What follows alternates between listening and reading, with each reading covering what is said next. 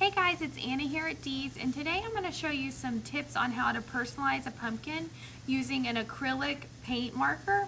We've showed you before when we've done mason jars and some Christmas items, and this is just some easy tips you can do if you're doing it for yourself at home. So this pumpkin here I put Hello Fall or Happy Fall onto, and then a little bit of a pick. It's the larger slat pumpkin that hangs on the door. And then here on this one, we've added the Smiths, and we do mostly last names. People like these because it's something they can have specific or they can give it as a gift, and it just looks really nice. So I'm going to show you how to do a little bit of this lettering onto the smaller pumpkin. I'm going to write Happy Fall on that one. I normally don't measure out how many spaces or letters I have. I kind of just wing it, but in my mind, I know I need to divide it about in half to do the happy at the top and the fall at the bottom, and I always do try and center them. But what's nice about this kind of lettering is you can add little loops and tails to make it look more like it's in the center if by chance you get to the end and you're not in the center. So when I start out, I'm going to write Happy Fall. With these markers, they're really nice. It's kind of like an updated oil paint pen kind of thing. So it's got a flat side so I can do those broader sides of my letters, and then it also has a tip so I can go back in and color. And I always write it out and then go back over it again to make them thicker. I don't try and do it all at once. So I'm going to start with the H.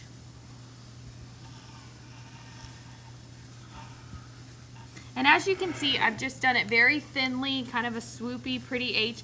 And then I'm going to go back in and double up and make everything thicker. So if by chance when you did do that, you didn't like the way this curve was, when you go back to make it thicker, you can kind of correct your mistakes. It's very forgiving to do it cursive-y like this. So then I'll just go in, fill in, and double up that letter. And the pen just lets out enough paint that it fills in really nicely. The trickiest part about these pumpkins is where the slats come together, and I just take the tip into the middle there and fill it in as much as I can, but you're not going to notice it as much. And then I'm going to make the other part of my H here.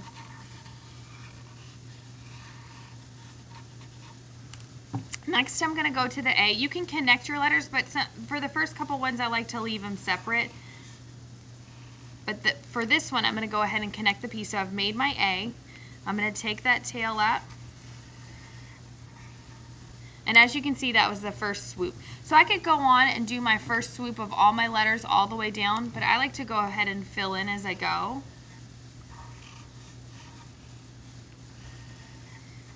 And these markers just make it really easy. Now, if you wanted to, if you had, you don't do this a lot because I do this quite a bit, so I'm more used to it. If you're just doing it one time, you can always go over it with pencil and then erase it if you don't like the way that it looks. And then go over it with your marker. And that's a really great way to do it to ensure that you like the way it's going to look. So I've got all my letters, and now I'm going to do my Y, and I always like to add a fun little like curly Q or something on there. But if I don't like the way I did that one, again, I'm going to make it thicker so I can go back and kind of change the shape of it a little bit. And then fill in with the broader side of the marker.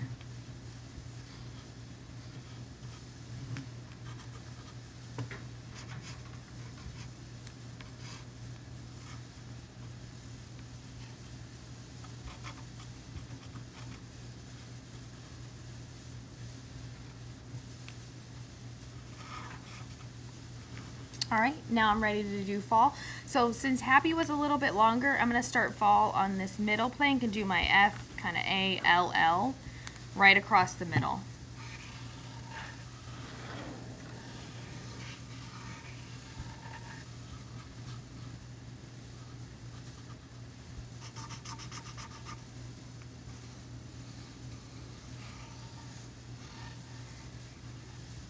That one I did the cross of my F there and went right into my A, and that looks really nice. Especially when you have like T's or H's, you can kind of just go right into it.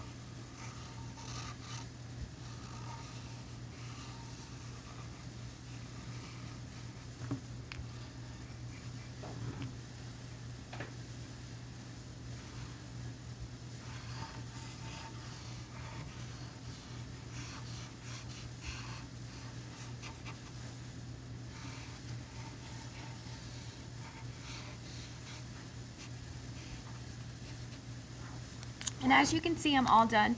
This one, I kind of kept it more towards the bottom. So you can see there's a little bit of a gap here because we're gonna add a nice big bow and that's gonna cover that space. So I brought it down just a little bit. So as you can see, when we add the bow, I have a little room and I'm not covering up the happy fall. And it's the same thing with the last names. You can always plot it out with a pencil, but these markers work great just to fill in really easily, and it works on most surfaces, especially these nice ones like the wood and other things we personalize.